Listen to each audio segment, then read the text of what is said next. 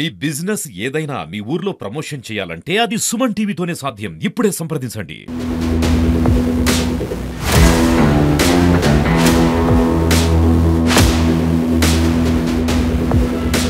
పిల్లలు లేని వారి పట్ల సమాజం చూస్తున్న చిన్న చూపు ఈ మాతృమూర్తులను శిశువులను నేరమని తెలిసినా కూడా మాతృమూర్తులను దత్తత తీసుకునేలా చేసింది. ప్రస్తుతం ఆ శిశువులను పోలీసులు స్వాధీనం చేసుకున్నారు. దీంతో మాతృమూర్తుల రోదనను ఎవరు కూడా వాళ్ళని ఓదార్చడం ఎవరి తరం కావట్లేదు. ఇక్కడ చాలామంది వాళ్ళ మాతృమూర్తులు ఉన్నారు. దాదాపు 3 సంవత్సరాల పాటు తమ చేతులతో పెంచి తమ మాతృత్వాన్ని పంచిన పిల్లలు ఇక మా నుంచి దూరం అవుతారని తెలుసుకున్న కన్నతల్లులు రోధిస్తున్నారు. వాళ్ళని ఎవరు కూడా ఓదార్చడం వాళ్ళ తరం అయితే కావడం లేదు.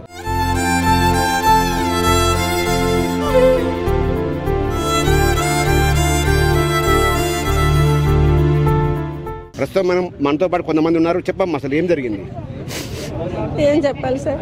ఎట్లా పాపని ఎప్పుడు తీసుకున్నారు? ఇప్పుడు పోలీసులు తీసుకెళ్తున్నారు కదా సార్. మూడో సంవత్సరం నడుస్తుంది. ఇప్పుడు పాపను 4వ నెల పాపను తీసుకొచ్చినాం సార్.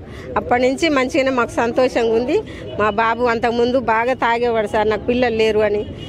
సరే లేదు కొడుక, మనకు ఇష్టమైతే ఏదో ఒక ప్లాన్ చేసుకుందని ఈ ప్లాన్ చేసినాం సార్. తెచ్చుకున్నాం మేము. పాపను మంచిగా సాదుకుంటున్నాం. పాపకి ఏమి ఇబ్బంది లేదు. ఈ రోజు మరి ఎట్లా తెలిసిందో ఎట్లనో మాకైతే తెలియదు సార్. నేను పనికి పోయిన దాన్ని పోలీసు వాళ్ళు కరెక్ట్గా వచ్చి పట్టుకొని నువ్వు ఎక్కడ పెట్టినావు పాపని తీసుకురాకుంటే అమ్మమ్మ ఇంటికి పోయింది సార్, చెరువన్నారం. అక్కడికి పోయి పోలీసు వాళ్ళు జీబెక్కించుకొని తీసుకొచ్చారు సార్. తీసుకొచ్చి లోపలికి పంపించారు సార్. నా పిల్లలేంది నేను అసలు తట్టుకోలేను సార్. విషం ఇచ్చి చంపండి సార్. నాకు ఇంతకన్నా ఎక్కువ మీకు ఏం చెప్పలేను. నేను నా పిల్లలు బంగారం సార్. నేను కష్టపడ్డా కానీ నాకు ఎవరి కష్టం నేను తీసుకోలేదు సార్. నేను కష్టపడి నేను ఇల్లు నిలబెట్టుకుంటా సార్. ఇది న్యాయమా అన్యాయమా సార్? న్యాయం లేదా? ఈ సమాజంలో న్యాయం జరగదా సార్? నాకు న్యాయం కావాలి సారు. ఎంత కొన్నారమ్మా అమ్మాయిని? ఎట్లా కొన్నారు? ఎక్కడ తీసుకున్నారు? తీసుకుంది అయితే విజయవాడ నుంచండి సార్. మరి అక్కడికి మా బాబే పోయిండు. మా బాబు లేడు, వేరే కాడ పనికి పోయిండు సార్. మేము కార్పెంటర్స్ పని చేస్తాడు నా బాబు. ఇక అదంతా తెలియదు కానీ డబ్బులు మాత్రం నేనే 3 లక్షలన్నర ఇచ్చి పంపించిన సార్. డబ్బులు తీసుకురు పాపని ఇచ్చిరు సార్. నాకు తీసుకొని వచ్చిండు బాబు. చేతులారే బాధ అనిపేదా సార్? 3 ఏళ్ళ సాది పెంచి చేసి బాధ అనిపేదా మాకు? మేము పిల్లలు లేకనే పిల్లలు తెచ్చుకున్నాం సారు. పిల్లలు లేకనే పిల్లలు తెచ్చుకున్నాం. 3 ఏళ్ళ సంది సాదుకున్నాం, మంచిగా చేసుకున్నాం, పెంచుకున్నాం. ఏనవా మేము అట్లా కూడా అన్న కూడా లేదు. మేము ఆడికి వచ్చి మీరు ఏదైనా మాట్లాడుకోరని అంటేనే తీసుకొచ్చారు సారు. ఏనవా మా బాబు లేదు, మా పాప లేదు, మేము అందరం బతకలేము సార్. మా అమ్మమ్మ నాయనమ్మ, నేను అమ్మమ్మని.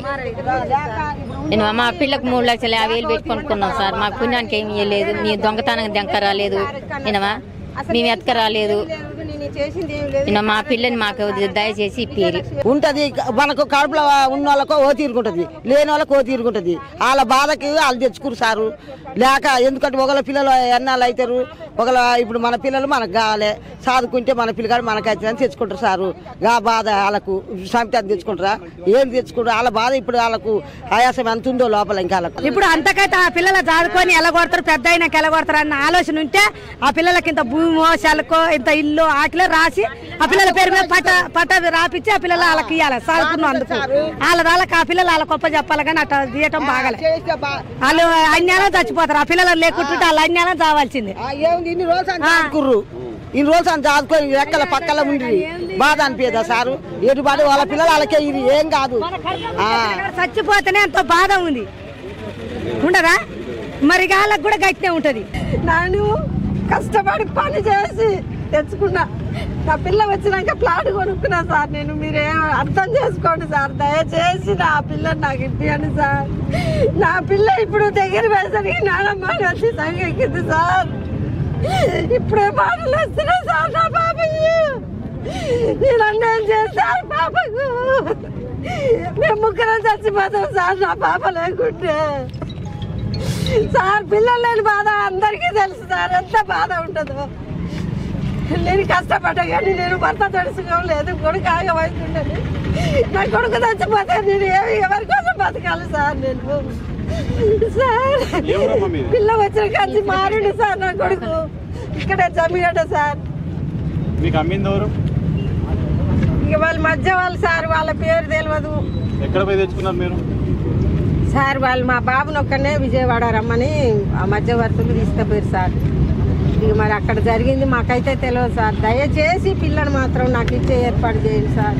అయ్యో పాపం అన్న బాధ కనపడుతుంది. గత 3 నుంచి 4 ఏళ్ల పాటు తమ మాతృత్వాన్ని పంచిన తల్లులు ఒక్కసారి తమ కడుపున పుట్టకపోయినా కూడా తమ సొంత పిల్లల కడుపున పుట్టిన వాళ్ళకంటే ఎక్కువగా చూసుకున్నారు. ప్రస్తుతం వాళ్ళ నుంచి తల్లుల నుంచి పిల్లలను దూరం చేయడం అంటే అది తీవ్రంగా అది తమ మనసులను కలిసివేస్తుందని కూడా మాతృమూర్తులంతా ఆవేదన వ్యక్తం చేస్తున్న పరిస్థితి కనపడుతుంది. మొత్తం సూర్యాపేట పోలీస్ స్టేషన్ చుట్టూ కూడా ఆ చిన్నారుల సంబంధించిన ఎవరైతే దత్తత తీసుకున్నారో వాళ్ళ సంబంధించిన బంధువులతో మొత్తం కూడా ఈ పరిసరాలు మొత్తం నిండిపోయినాయి. అందరూ కూడా పిల్లల్ని తల్లులకు నుంచి దూరం చేయొద్దని వేడుకుంటున్న దీనమైన పరిస్థితి కనబడతా ఉంది.